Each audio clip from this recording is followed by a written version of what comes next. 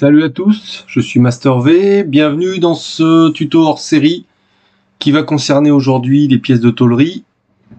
Voici un petit peu l'ensemble sur lequel nous allons travailler. Ce tuto en fait se décomposera en deux parties. Premièrement, la réalisation de cette pièce, deuxièmement, la réalisation de cet ensemble, et enfin l'assemblage qui me donnera cette pièce-là.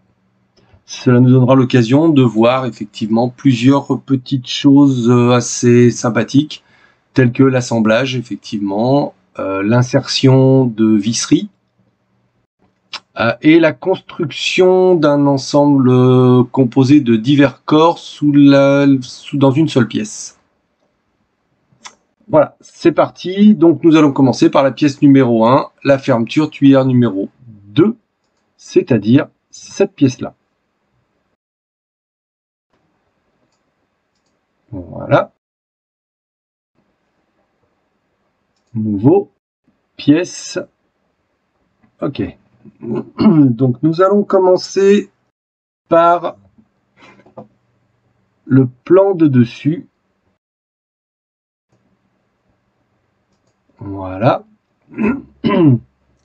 Et nous allons travailler sur le fait que ici j'ai un entraxe de 160 avec un cercle de rayon 60 ici et deux cercles de rayon 20 de chaque côté pour commencer à construire la forme principale de ma pièce. Donc, ligne de construction, par point milieu, premier point au centre du repère, ligne horizontale, échappe, cotation, 160 mm. À partir de là, mon premier cercle, cotation intelligente, j'ai donc dit qu'il faisait 60 de rayon, ce qui nous donne 120 de diamètre. Et enfin, mes deux autres cercles, ici et ici.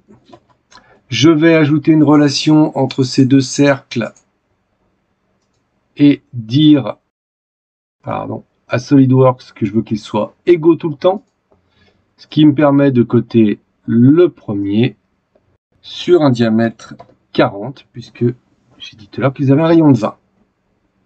Une fois que c'est fait, je vais tirer mes diagonales. Échappe, la première est ici. Si je regarde, je clique dessus pour voir les relations, je m'aperçois ici qu'elle est tangente à mon cercle et que le point est contraint sur le cercle. Pareil de ce côté, c'est parfait. Je continue, je fais la même chose de l'autre côté, ici. Échappe, je vérifie. Contraint tangent et contraint et tangent. Ici et ici. Je vérifie. Parfait sur les deux. Et de là jusque là. Ah, il est bleu. J'ai donc dû rater un élément.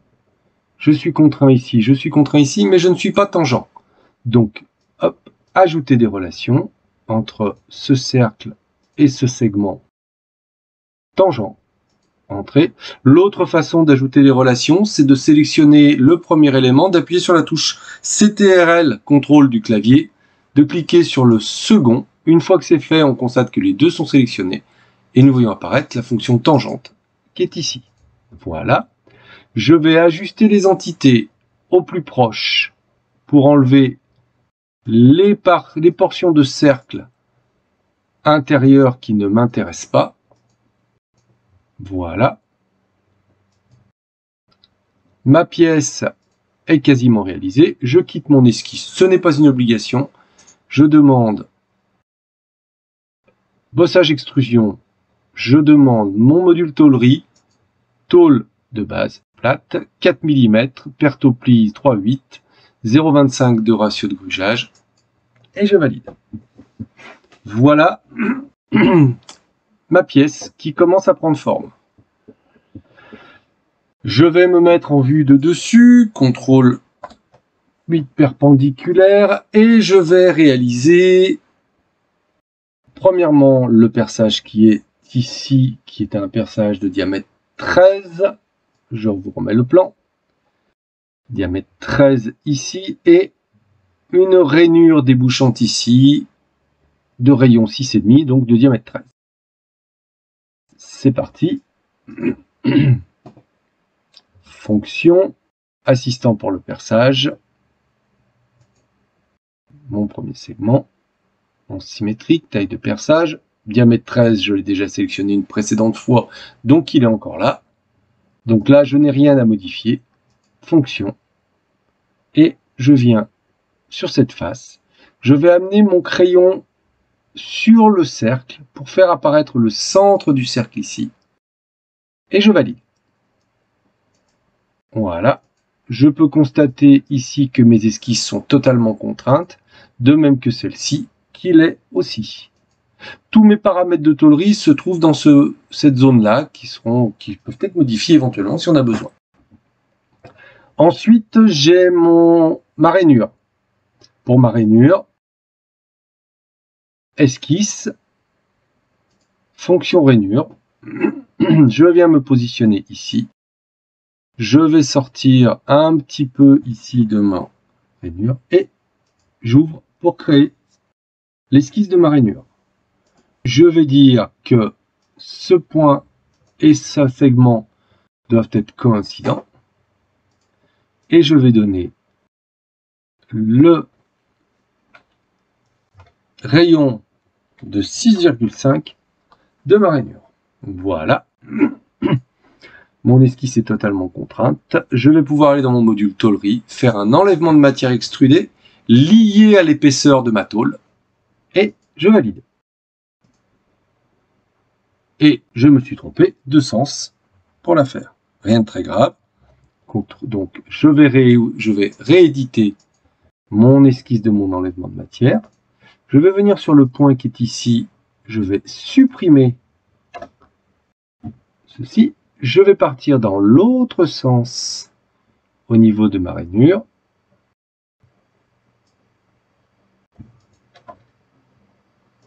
Voilà. Je refais ma rainure. Toujours ici au centre. Je pars dans ce sens-là. Voilà. Je refais exactement la même chose. Tac. Coïncident. Entrée. Verticale. C'est ce qui me semblait n'était pas tout à fait droit. Et enfin, cotation. Rayon de 6,5. Voilà. Hop. Et je valide mon enlèvement de matière qui cette fois-ci est dans le bon sens. Si je me mets en perspective isométrique, voilà.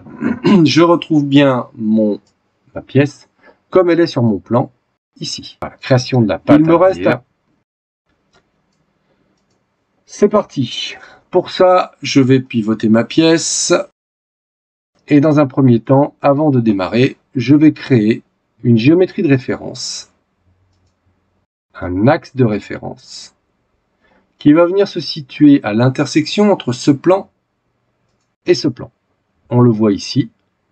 Je valide. Je vais l'agrandir légèrement pour qu'on le visualise mieux sur le dessin. Je me remets en perspective isométrique. Il est ici. En fait, à quoi il va correspondre? Il va me permettre de créer la cote de 60 qui est ici pour ma pâte, qui est ici par rapport à cet axe virtuel à l'intersection des deux plans.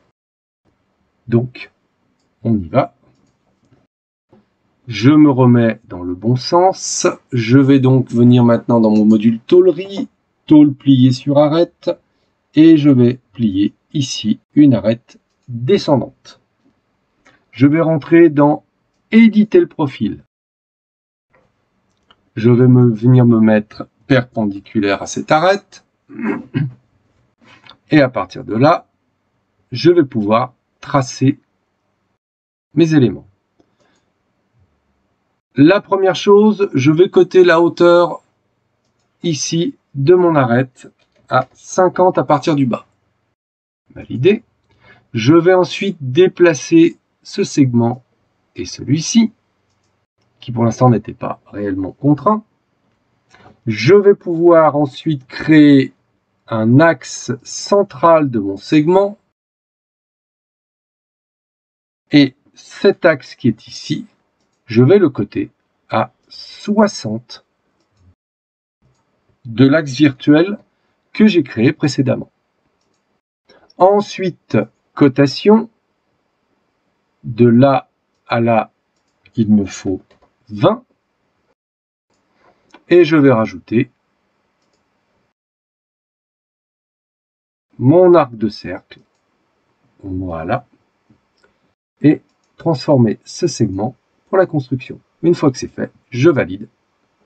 Et voici, ma pièce est faite. Je peux la faire pivoter. J'ai presque terminé ma pièce. Il me reste à partir de là à faire le perçage de 13 mm qui est ici. Pour ce perçage, j'ai deux façons de faire. Après, chacun est libre de connaître les deux façons. Il y en a une qui est rapide, l'autre qui l'est un petit peu moins. Par contre, la deuxième présente des avantages si on voulait faire par exemple quelque chose sur le pli, ici, comme qui déborde sur la pièce et sur le pli. On verra ça dans d'autres pièces éventuellement à un autre moment. Donc, la première étape, plus simple, je me mets perpendiculaire ici à la face. Je vais chercher mon assistant pour le perçage. Je suis toujours sur un diamètre 13, ça tombe bien, tout est prêt. Position, je viens cliquer ici. J'amène mon crayon sur mon cercle pour avoir le centre. Je clique. Je valide. Ça y est. Mon trou est percé. Si je demande en module tôlerie à déplier ma pièce, eh bien, j'ai mon perçage qui apparaît ici. Voilà. Ça, c'est la première façon de faire. Il y a une autre façon de faire qui revient à peu près au même, mais qui met en œuvre un autre mode de fonctionnement. La première chose, je vais utiliser la fonction déplier. Pour ça, je vais lui dire que ma face fixe, c'est celle-là, et que je veux déplier ce pli. Voilà. Une fois que c'est fait, je viens me mettre perpendiculaire à ma face, et je prends avec mon assistant pour le perçage, je viens positionner mon perçage comme tout à l'heure, bien au centre de mon cercle. Je valide. Une fois que c'est fait, je reviens dans le module tôlerie, je fais plier, je lui dis que je veux plier ce pli-là, et voilà. Perspective isométrique, on retrouve bien mon trou positionné comme ça. Voilà. Ma pièce est maintenant quasiment terminée. Il me manque d'attribuer le matériau. Je vais choisir mon matériau. Sur mon plan, c'est un acier de type inoxydable 316L. Le voici, appliqué, fermé. Voilà ma pièce. En vue de face, en vue de gauche, en vue de dessus. Et bien entendu, en perspective isométrique, prête à être assemblée dans mon ensemble fermeture. Voilà, c'est la fin de cette première partie du tuto. N'hésitez pas à suivre la deuxième partie qui apparaîtra la semaine prochaine.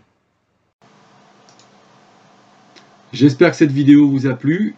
Si c'est le cas, n'hésitez pas à mettre un like et à partager. Vous pouvez aussi vous abonner à la chaîne pour avoir les prochaines vidéos. Bonne fin de journée à tous.